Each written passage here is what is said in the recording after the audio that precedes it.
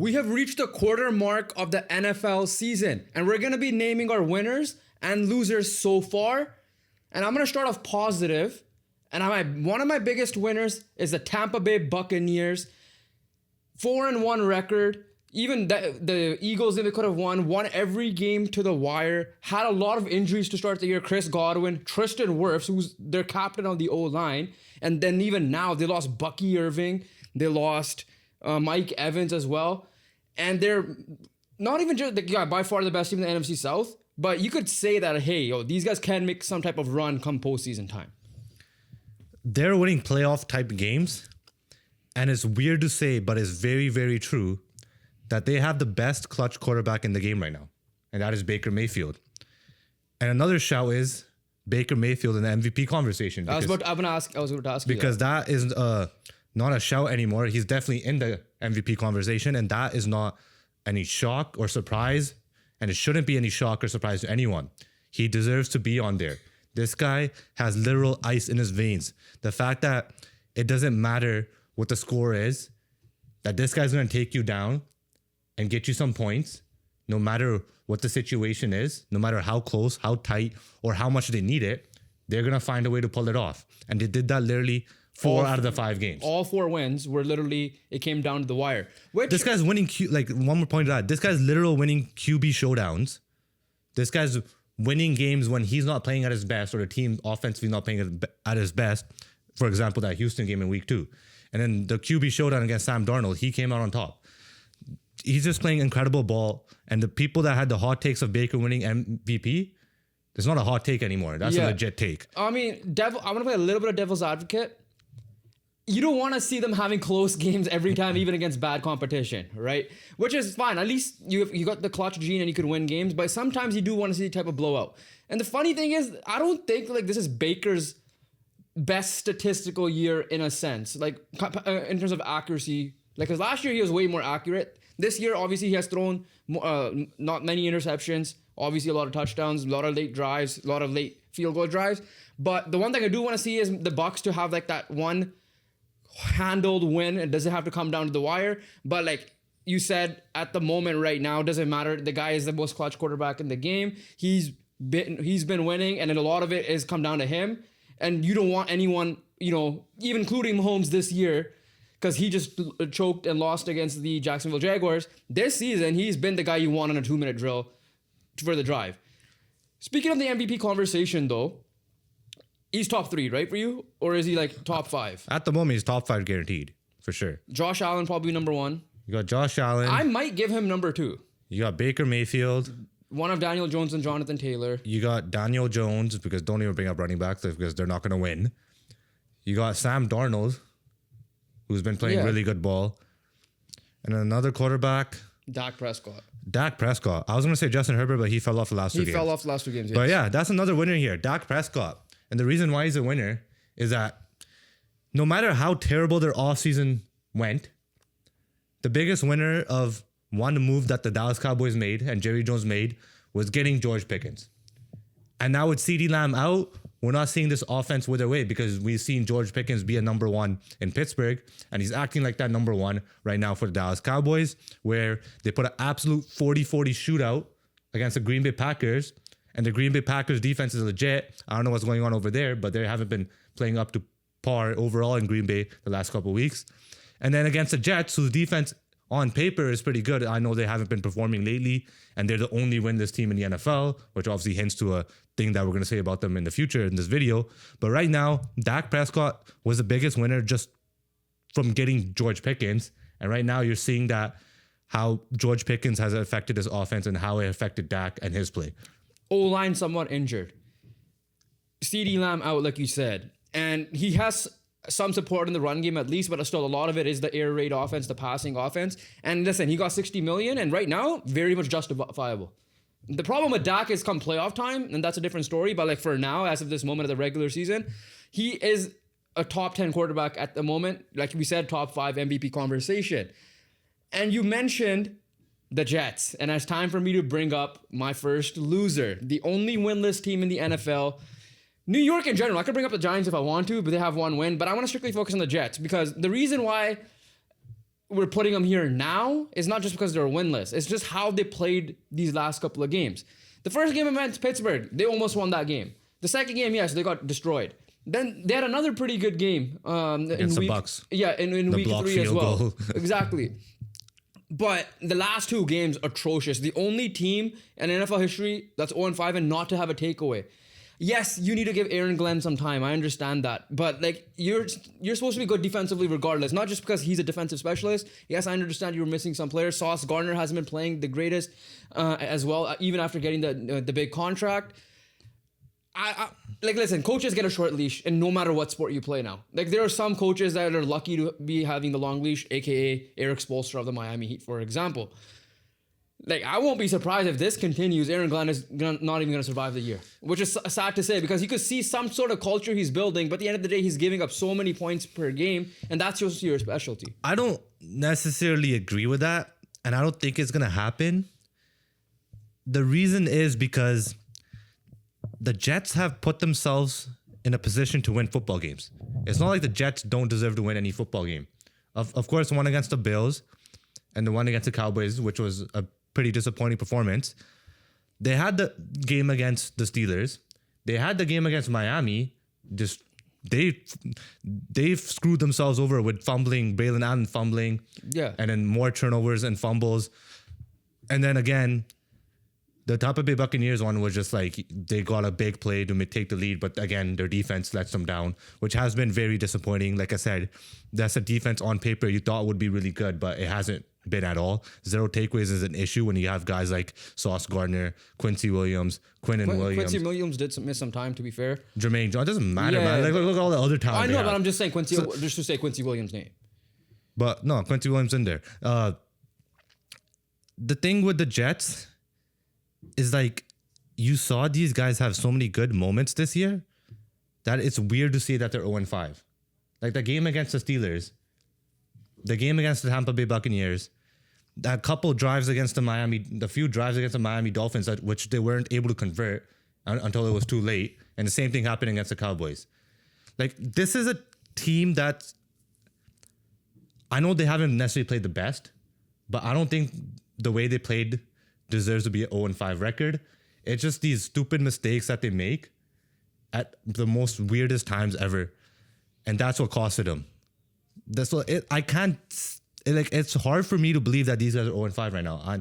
I know me saying that sounds weird because it's the Jets, first of all, but I've seen good moments from the New York Jets so far. So I don't necessarily agree with the Aaron Glenn getting firing in terms of if they're looking at it some performances. And I know he's a defensive head coach and defensively he hasn't been great, but when you see the games, offensively, they have been producing something. Garrett Wilson's still every bit of that top wide receiver he is. But yeah, I'm not disagreeing with that. I'm not saying he should be fired. I'm just saying the coaches in general have a short leash, regardless. Yeah, I know, but I'm saying like it's going to be very disappointing if you see him get fired. The thing is, like these last 2 games, like the Miami game, I understand there were moments and then there was a big fumble by Braylon Allen, but like there were some like that because Miami itself, we could put them in the loser. I'm purposely not bringing them because we already talked about them a lot. They are a loser, just to make that clear. It's just like how disappointing that performance was because like you see then what Miami did against Carolina. And then even this Dallas game, like, yeah, they got a little bit of a comeback coming late, but it was one of those fake comebacks. It was like, it wasn't as, like the Pittsburgh game was like, okay, if that was the case for most of these, then sure. It was just the last 2 games where I'm like, this might be the same old Jets. That's the concerning factor that I No, but I like, here's the thing though. Like, yeah, same old Jets in terms of record, but they're not the same old Jets in terms of getting dominated. That's the difference here. This team, you see the good football moments in this team. You see why people had some sort of belief that these guys could make something happen this year. And I see that. I'm looking the good at it. Usually I'm the guy that gets on teams or gets pissed off about it. But I just, like you said, again, like 0-5, yeah, they deserve to be there. They made their own mistakes. They shot themselves in the foot too many times. But shooting yourselves in the foot too many times compared to getting dominated in football games, I don't see them getting necessarily dominated. More so, they were in the games more times than not. Like 3 of the games, they were in it and they should have won. Like you said, they shot themselves in the foot, especially in the Miami game. But the Dallas one, fair. The Buffalo one, they had no chance. I understand that. But we see moments where the Jets could have won football games, but they ruined it themselves by being the Jets. but not in a way where they're getting absolutely dominated. They were in positions to win football games. They just messed it up. You have a loser? Another loser? Do you want to go? I'm a transition. I'm a transition Okay. right here to the next team, and it's a loser. And the reason why this guy is a loser is because everything else around him is a big winner. And I'm just gonna get into it and get into our favorite team. The loser is Anthony Richardson. Because you're taking that route. This guy, his Colts career is probably over. Because there's no way in hell that the Colts are not going to try to bring back Daniel Jones the way that he's been As looking. of right now, yeah. And the way he has been looking and playing. And the fact that Anthony Richardson, I guess he could sit back, see what good football is like for once. Because he hasn't gotten a chance to see that yet.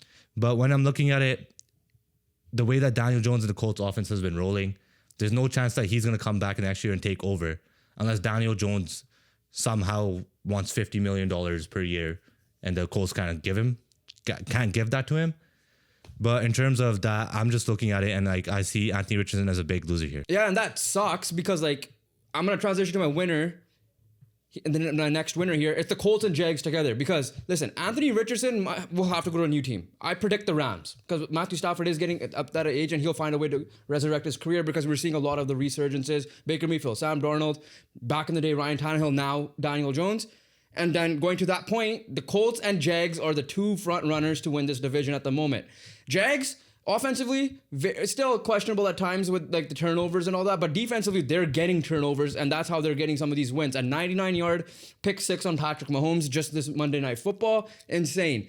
Offensively, they're still getting some big plays either from Brian Thomas Jr. and Travis Hunter. You're seeing their tight ends step up and Brenton Strange. The run game, if I want to pick one person, Travis Etienne is the biggest winner overall in terms of that team because there was a point that he could have lost his job. Instead, he balled out. They traded away Tank Bigsby for a reason, and he's been balling. This Jags team, yes, their next stretch of the schedule is tough, right? They handled number one in Kansas City Chiefs, and they have their own issues. I get that. If these guys could handle these next couple of wins and they have home games against them, then as much as I hate it as a Colts fan, because I wanted to have a breeze to the division because the way Texans are looking and obviously the way the Titans are looking, damn, it's going to be a tough team because we saw some Trevor Lawrence moments in this game that played a Brian Thomas Jr. down the field. That's the Trevor Lawrence we expected. Is that consistent enough? No. But if he finds that consistency and Liam Cohen's kind of getting that on the offensive side a little bit, they will be a scary team, in my opinion. Yeah, no, 100%. The Jags are scary because as Colts fans, we are very high on how we are playing football and our record and all that stuff. But the Jags are every bit there. So it's going to come down to us winning in Jacksonville, which hasn't happened in the last 10 years. So, like you said, there's not a breeze to the division anymore because the Jaguars are there 100%. But when you look at the Colts, the AFC leading Colts, massive W.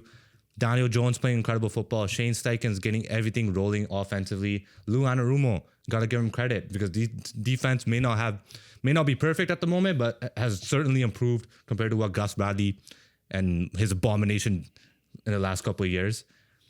Latu has 2 picks, which is just crazy to see. But when you're looking at this overall Colts football team, they're playing together, they're playing as one, and they're dominating games that they need to dominate in.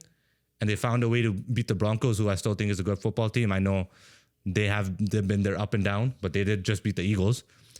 And then hang in there with the Rams if it wasn't for a certain A.D. Mitchell, who costed us a football game, would have won that game as well. So when you're looking at the Indianapolis Colts, they've done it all. This team is legit. And the best part is the games that they should win, they dominate. And that's the most impressive part. That's the opposite of the Tampa effect that I was saying earlier. And the one thing I want to say between these two teams, I'm not trying to be biased here.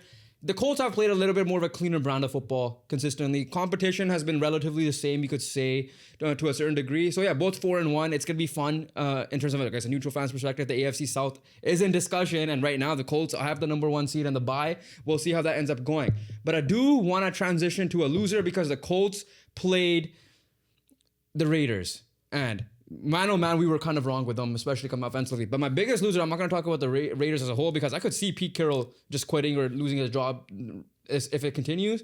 But Geno Smith, he resurrected his career, yes, with Pete Carroll in Seattle. He wanted to get paid, and he wanted to leave Seattle. And listen, Seattle's a winner for just timing of getting rid of people and getting people in. Russell Wilson and then Geno Smith coming in, and now Geno Smith leaving for Sam Darnold. Geno Smith has 6 touchdowns, 9 interceptions. Offense does not look good at all. Chip Kelly is, I don't know what's happening there. At least Ashton Genty's somewhat going, but then the offensive line isn't as great as I thought it was going to be compared to Seattle, right? Seattle's offensive line is actually not doing bad. So, like, Geno Smith, man, like this, talk about what we thought was going to be a good resurgent top 15, top 16 quarterback, like definitely a starting quarterback in the NFL. And right now it's looking like he's going to lose his job, which I'm not going to be surprised if he does, because Pete Carroll himself said I was considering benching him, but he wanted to have him some more reps. Another bad week, and we're seeing Kenny Pickett coming in. When I'm looking at the Vegas Raiders, their offense has just been pretty terrible. You have weapons like Jacoby Myers. I know Brock Bowers is injured right now, and Ashton Genty. I'm just looking at Chip Kelly. I'm just saying, how do you not figure this out? How are you not putting your quarterback in the best possible position? But like you said, if your quarterback is playing like that, you're not going to be in a good position at all. And that's the way that Geno Smith has been playing. So that's obviously one loser. I'm going to transition to another loser. Right? And I'm not saying that one that you're thinking of. This is a different one. Okay. I'm going to say the Arizona Cardinals. Okay. And the reason why... Dumb moments. is literally week 5. The fact that your football team probably managed to have the top 3 worst plays of the week is absolutely insane. There's this weird, I believe, Kyler Murray fumble that happened in the middle of the game, or like in a handoff. I don't remember exactly, because the other 2 just overshadow it. The fact that Emer DeMercado's somehow fumble topped A.D. Mitchell. one topped A.D. Mitchell, but no. Is this the second worst play I've ever seen in that game, or in general, is crazy, because that interception, fumble, kick in the end zone, can't grab a football, Tyler Lockett covers it. The fact that Cam Ward is celebrating an interception is the most craziest thing I've ever seen. And if you guys haven't seen that play, it's literally unbelievable to describe. You guys won't believe me if I would say that Cam Ward threw an interception, they fumbled the interception, a Cardinals player kicked it to the end zone, 3 other Cardinals players can't recover, and then Tyler Lockett comes in and gets a touchdown, and boom, 1 possession game. Tennessee come back, kick a field goal to win the football game, and they almost missed the field goal low-key. But the Arizona Cardinals are just a loser just because of week 5 and how pathetic that performance was. I will still say DeMercado is worse in a sense that we literally saw a week before, and I said it here, we're not going to see a worse play than this. And we ended up seeing 2. The DeMercado one was pretty much picture copy of what happened with JT last year, right? Like it was exactly the same. So the fact that happened 2 weeks in a row, I'm sitting here baffled, because I'm like, oh, well, we already saw the worst play of the week. At least A.D. Mitchell made it look fun, nice. Like he did everything right up until the very end. Yeah, I can't disagree with that. Like, we'll see what ends up going. They're lucky that they're kind of in the division, but the way they're playing, I feel like they're gonna falter out as soon as possible there.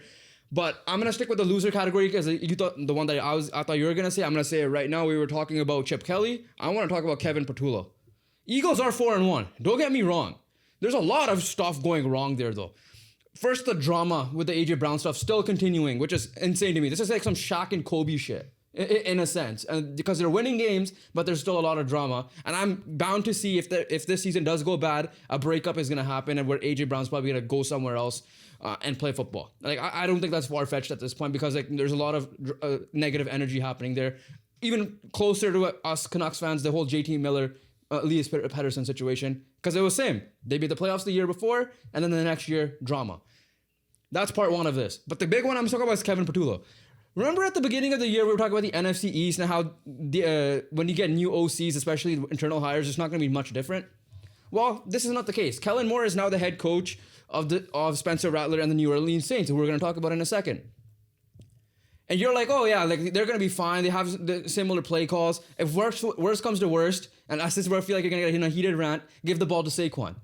Please tell me, how does Saquon Barkley have 6 fucking carries for you? He's not getting the carries much. Then you're trying to force feed the ball. Jalen Hurts is going to get his, because he could scramble, run, and he's going to get his push touchdowns and all that stuff. But the fact that Saquon Barkley is nowhere near what we think he's going to be from next year is still nuts to me.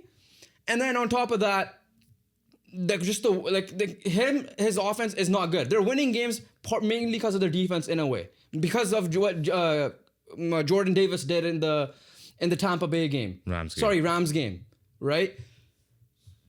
I don't understand. They need to move off of Kevin Patullo. And I know Mike McDaniel's probably going to get fired. I know Brian Daboll's probably going to get fired. So I'm assuming one of those guys is going to come in. And they need it done ASAP because the way it's rolling, it's like 2 years ago when I said when they were undefeated or they had on that big win streak. And I was putting them 5 on rankings and you were questioning me. And we end up seeing what happens in the rest of the season that they choked and they lost in the first round of that playoffs, I believe. I won't be surprised if this happens because the Washington Commanders are only 1 game behind them. Yeah, it's the same story, 100%. Here's just the craziness that this offensive coordinator made me have to trade Saquon Barkley in fantasy football, and I'm not mad about it. I'm not upset about it because I ended up getting Javonte Williams and Quentin Johnson in the trade. There's more to the trade package, obviously, but the fact that I was forced to move Saquon Barkley just shows you how pathetic this offense and how pathetically ran this offense has been. So when I'm looking at that, I'm just saying, like, literally, it's so simple. You have one of the best O-lines in football. You have one of the best backs in football.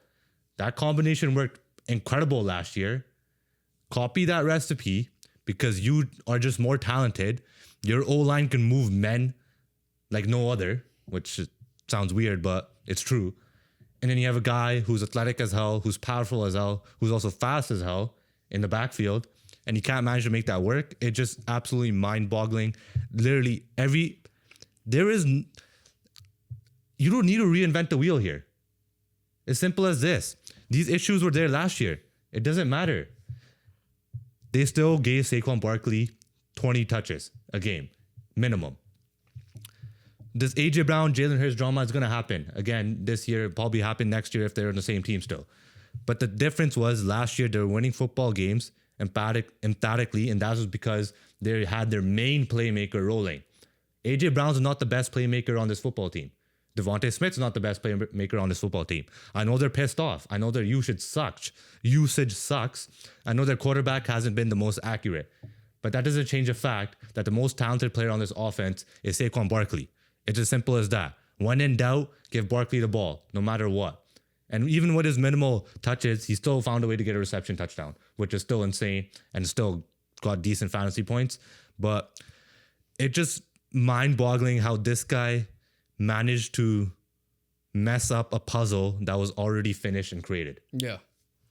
But before we go on with some quick fire reactions here, before we end off with some big ones, make sure you guys hit the subscribe button. As you can tell, we're dropping weekly reactions to the NFL season. We're already 5 weeks in, and it's been bangers. For example, the primetime games have been pretty insane. So comment down below who are some of your winners and losers or some of your favorite moments of the season so far. We would like to engage with you guys in the comments. Make sure you guys hit that subscribe button because we'll be dropping weekly reactions and plus more content for you guys as well. But let's get into a little bit of quick fire here. And I want to start off with one of my winners right here, Spencer Rattler. And you might be thinking, why? Because this team got the first win of the year against the New York Giants, which proves me they're a winner that alone because I thought they were going to go pretty much winless up until like late into the season. But Spencer Rattler, in my opinion, has proved that he is an NFL quarterback. I'm not saying he's going to be this guy that's going to lead you to a Super Bowl or anything like that, but I feel like if given the right opportunity, he can be that game manager type quarterback because he's played, in my opinion, he's kind of balled out to a certain degree. Yeah, no, 100%. Spencer Rattler, we thought was absolutely cooked with the New Orleans Saints, but this guy's making the Saints look like a tough out, except for that one game against Seattle. But Rattler's been balling out. He's been doing his job. And overall, if he had a little bit more talent and more help, you could see possibly some great numbers coming out of Spencer Rattler this year. Unfortunately, all they have is really Chris Olave. I mean, Rashid Shaheed has been pretty good. But other than that, we're seeing the downfall of the Saints in terms of roster construction-wise. But Spencer Rattler has been a big bright spot. We'll see what quarterback ends up going up in the draft, but there's no definitive guy. There's no like Caleb Williams, Trevor Lawrence. There's no need to move on from Rattler at the moment. At the moment, yes. So we'll see how the season ends up progressing. My next winner, Drake May, is officially here, in my opinion. Beat the Bills, one of the other two teams that were undefeated. The Eagles, obviously, one of them, and now the Bills lost. But Drake May is showing that, like, yo, I'm here. I'm in the conversation with Jaden Daniels. I think he's ahead of Caleb Williams at the moment as well. This guy's balling. The Patriots look good now. They have an easy schedule stretch coming up to the point where they could easily challenge for what we thought was going to be wild card. I don't think they're going to get the division, obviously, because Buffalo's still that good, even though they lost to this team. But I think him and the New England Patriots are ready. There were a couple of ugly stretches to start the year, but I think he's here. Yeah, I 100% think he's here. This offense looks together right now. This defense is playing well, and it does help when you have Christian Gonzalez back, which is obviously one of the best corners in football.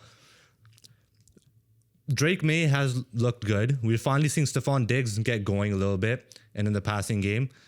We're seeing Ramondre Stevenson, even though he still has his fumbling issue, get in the end zone. I hope they could use more of Travion Henderson because I do believe he is still the most talented back they have. So I do believe that his usage should be more. Ramondre did fumble again, but he kind of redeemed himself. And I'm not saying that later. because I have Travion on my fantasy team, but I'm also saying that because I have Travion on my fantasy team. But when you're looking at this offense, it looks more together. It looks more well run. I feel like Josh McDaniels, Mike Vrabel, and Drake May have figured each other out a little bit.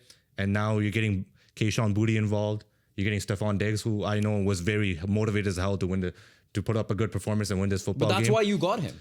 Yeah, no, but I'm just saying, yeah. The thing is, he was motivated for this game. Let's see what he does for the rest of the season. But he's put up back-to-back really good performances. Hunter Henry has been involved whenever he needs to be. And this offensive line looks like they have improved for sure. Will Campbell's been amazing for them. Will Campbell, and then obviously they signed a lot of free agents like Morgan Moses as well. But overall, when you're looking at it, this team improved in the offseason, and we're seeing the results of it right now. I have a funny one, winner, loser, both, because we already talked about Baker Mayfield and the Bucks. They're my winner. But I'm also going to put Baker Mayfield as a loser because Josh Grizzard, their offensive coordinator, might be getting a head coaching job soon, and which means there's another year where Baker needs to adjust to a new coach. Yeah, that's just unfortunate. Baker's like, do I gotta play one bad year just to have one coach to stay? I don't know what Baker's got to do to have consistent coaching. If he plays good football, they leave. If he doesn't play good football, they get fired. So Baker's in a tough spot. It's like literally no matter what he does, he's gonna need to figure out a way to adjust to someone else new. And right now, what's looking like the way that the Tampa Bay Buccaneers are going, that he's gonna definitely be in head coaching conversations next year, as like Dave Canales was, like Liam Cohen was. So we're gonna add another one to the list. A loser, we talked about them last week. Let's officially put them in there. The Baltimore Ravens. I did not think they were going to get their ass kicked by the Texans the way they did. I thought they did. Because if they had lost that game and won that game, for example, if the Texans had lost that game, I was ready to put the Texans here because I'm like, damn, that offense is shit. But the way that offense ended up balling out, and that could be a confidence booster for the Texans now, which is going to be scary for the AFC South teams in a way. We'll see if that's true. But the ass whooping they put them on, I was a little surprised that was that bad. I understand the injuries and all that. Bro, they have 7 starters out. Look, was it absolute domination? Yes. And it shouldn't have gone to that extent. Yeah. But I'm not surprised what the hell the Houston Texans did to them. If there was a game, I would have classified the Houston Texans as the worst team in football if they lost that game. It's as simple as that. The one thing I am disappointed about is like even, with all these injuries, and I know they're playing against tough defense in Houston, the fact that you can't get Derrick Henry rolling is the only concern for me, or the main issue I have. But overall, the Ravens are cooked. They're in a terrible spot, and they have serious injuries that even if players do come back and play through those injuries, you're not gonna get the best performances out of those players. So these are some injuries, especially Lamar's hamstring, that you're gonna have to be careful about, because if Lamar does play on a hurt hamstring, he's not gonna be able to be as elusive, as explosive, and be able to create plays or scramble as well. And his speed just gonna get diminished. So no matter what happens right now, the Ravens are just in a really bad spot. And like you said, yeah, they're a massive loser for sure. To close it, a couple of more points to close it out here. I'm going to start with the loser and end up with the winner, unless you have some more to talk about as well. Loser, hot seat coaches. And I'm going to list some coaches and agree or disagree with me that heading into the season, they were already in the hot seat. Shane Steichen. He's a winner. No. I'm just saying, was he on the hot seat to start the year? Yes. Oh, yeah, 100%. Right? Kevin Stefanski. Oh, he's always on the hot seat. So, yes. Zach Taylor. Oh, he definitely is. Mike McDaniel. Yeah, 100%. Brian Dable. Yeah. Any more you could think of? Not right now, no. All of them but one, which is obviously Shane Steichen, have not helped them have a case to get out of that hot seat situation. I think that's a big loser situation because now it's like it's ticking time bomb in my opinion, especially for a guy like Mike McDaniel and Brian Daboll, because you would think that maybe certain points that could get themselves out of it, like Shane Steichen. Like I understand in Zach Taylor's case he doesn't have Joe Burrow, but the team to maybe that not prepared in that was a Monday night game against Denver. That's nuts. That looked like the team quit on them. Jake Browning does not look good at all. The other guy also on the hot seat was Callahan. He survived a little bit this week, but I'm still putting him in there because he's in this thing. But all these guys, except for Shane Steichen, I'm thinking they're all gone. Okay, here's the thing, and just one caveat. If I'm this is a little condition I'm gonna have. If I'm focusing on this year, I don't like looking at this season. I don't think Stefanski should be gone, but I know he's been there so long. Like it makes sense, right? Like things have gone stale. But I don't think the Cleveland Browns have been that bad. Even again, the London game against Minnesota, we saw Dylan Gabriel look pretty decent, and the offense do something. The defense is incredible. We already know this. Yeah. They've been playing really well. The offense obviously is where you gotta go, and obviously Joe Flacco wasn't that Joe Flacco anymore. That when they originally got him off the couch, he made Dylan Gabriel look pretty decent. It does help when Quinshon Judkins is actually playing really good football. Literally coming in without a training camp and all the drama that was surrounding him in the offseason. This guy just came in, had a couple games, and now he's literally looking like a very solid back. And he's going to be a very solid back for him for the next few years to come. Out of all of those ones you said, I feel like Stefanski should be the lowest, but everyone else, I 100% agree with you that, like, yeah, they're probably gone. Cleveland, again, is just like, dude, find some consistent offensive play because the division, in my opinion, I know Pittsburgh should have it on the stranglehold at the moment, but if they can find some type of stretch, whether it be Dylan Gabriel and who knows what's happening with Shadur Sanders down the road, if these guys can get rolling a little bit, they're in conversation to potentially take the division because who knows how Pittsburgh will, if they will fizzle out or not, we'll end up seeing that. But yeah, so you agree that all these coaches, for the most part, are probably going to be gone either in season or by the offseason. Yeah. My other winner I have here, I think to close it out here. Do you have any more otherwise? I have one little one. Okay, you go first because I want to end off on a big one here. All right. The winner is Justin Herbert. Oh my God. Okay, off the field reasons. No matter what happens, Justin Herbert's a winner. Obviously, we're hoping him to bounce back for the next couple of weeks. He has the worst O-line in football at the moment because of all the injuries. But again, the talent is there. They're lucky the Chiefs lost. But which leads to my point, though, now where my biggest winner from a neutral NFL fans perspective, just NFL fans in general, the parity in this league. Because pretty much every division in general, playoff spots at this moment, it's up for grabs. You got Indy and Jacksonville. You got the whole AFC West and NFC West kind of in conversation outside of the Raiders and the AFC West. So you have three teams right there. The North, I guess right now you could say is Pittsburgh. The NFC South, you could say is Tampa. But then even the NFC East. AFC East, sure, should be Buffalo. But the NFC North as well. I feel like the parity right now is big. Teams are stepping up that you didn't think were going to step up to the level, which is obviously the Colts and the Jags, because everybody thought it should have been the Texans division for the most part. Pittsburgh stepping up big time there as well. They should have probably won week 2 if they didn't make some dumb plays in that Seattle game. I'm loving the NFC West overall because like, it is drama at the moment. It's San Francisco's doing this with injuries, and so if they do get healthy, Matt, you might be right with your prediction. But I just feel like as a whole, we're getting really good games, we're getting really good primetime games. It's just a good viewing experience at the moment. Obviously, there's some bad moments, don't get me wrong, but overall, I'm liking it so far. Yeah, it's definitely been a better NFL season than years past. It feels like there's been more entertainment, more unexpected performances. Obviously, Daniel Jones, Mac Jones. Yeah.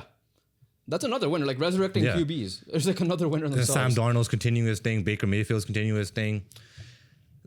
We're seeing all of this and probably see the Chiefs make the Super Bowl again, which is obviously going to suck. But there's a big chance for a team. But yeah, like right now, if you're looking at it any year, this could be the year where you could see a potentially different Super Bowl, especially in the AFC side. Because, okay, let's close it out here. Let's predict our Super Bowl as of this moment with the current performances, if you were to predict it. I feel like it's Detroit. I think they're probably the best team in the NFC right now, them or Tampa. Do you agree or disagree with that at the moment? Yeah, I agree with that. I think those two are the best teams right now because the Rams are doing some self-conflicting wounds, and we know the injuries with San Francisco. AFC side, we know it's Buffalo. Eagles. I mean, the Eagles, yeah, but fair. AFC side, outside of Buffalo, who are you putting in the Super Bowl at the moment? The Colts. And obviously, you're saying it seriously, so I know you're I'm not saying being... it seriously. Yeah. Like, I'm like what I'm seeing. It's just simple. Like, yes, there's some things to clean up. Don't get me wrong, but that's with everything. Buffalo still needs to get a proper separator at wide receiver, and obviously a little bit more consistent and clutch defensive play, because Drake may escape Joey Bosa's clutches a few times in the final drive. Where the Colts, I feel like, have been, like you said, played the most cleanest brand of football apart from the LA Rams game, and that was the only game they lost. This offense has been absolutely dominant. They have scored 29 or more in every single game except for that Rams game, and they would have had 29 because 2 touchdowns were literally taken away by A.D. Mitchell. This offense has been absolutely nuts. And it's getting spread out pretty well. Like, I know Pittman's the main guy, JT's the main guy, and Talia Warren's the main guy, but you're seeing Alec Pierce do some stuff. You're seeing Josh Downs do some stuff. Ashton Doolin. You're seeing Ashton Doolin do some stuff. Protection's been good as well, especially Yeah, with O-line's been Gonzalez playing healthy. good. And then defensively, yes, there's definitely question marks, especially with the injuries right now in the secondary. But we're seeing Cam Bynum be that safety and Nick Cross continue his performance, looking at like a very good safety tandem. You're seeing Travarius Ward still be Travarius Ward.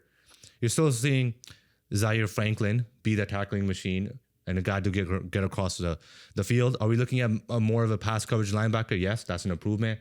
Are we looking at more consistent edge rush or pass rush and get to the quarterback? Yes. But at the end of the day, that doesn't change the fact that Laiatu Latu is playing really good football and has really stepped up this year. That doesn't change the fact that Buckner and Grove are still Buckner and Grove. And it doesn't change the fact that Laiatu Latu has 2 interceptions somehow. And it doesn't change the fact that Lou Anarumo has made massive improvements to this defense by mixing up looks, disguising looks, matching or game planning for the team rather than staying in one system the whole entire season. So if there's a game where he needs to blitz more, he will blitz more. If there's a game where he sits back more, sits back more. He's done a good job, and he, like you said, the mad scientist is a very well-earned nickname, and his coaching staff has been incredible. Everything that's going right in Indy is literally going right now, and the way we're seeing it through 5 weeks, that's enough for me to say that this is legit. There's a second best team in the AFC, essentially, is what you're saying. Because we're saying it outside of the Bills, obviously. We're going to give Bills the edge because they have Josh Allen. Yeah, 100%. But yeah, that pretty much wraps it up for us. So comment down below, who do you think are also the best teams in each conference, and can those teams get to the Super Bowl? As mentioned, make sure you guys hit the subscribe button. We'll be continually dropping more content down below. Hit the like button. Our week 4 overreactions are popping up on the screen right now. Make sure you guys check out that video. We'll catch you guys over there, and we'll catch you guys on the next one. Peace.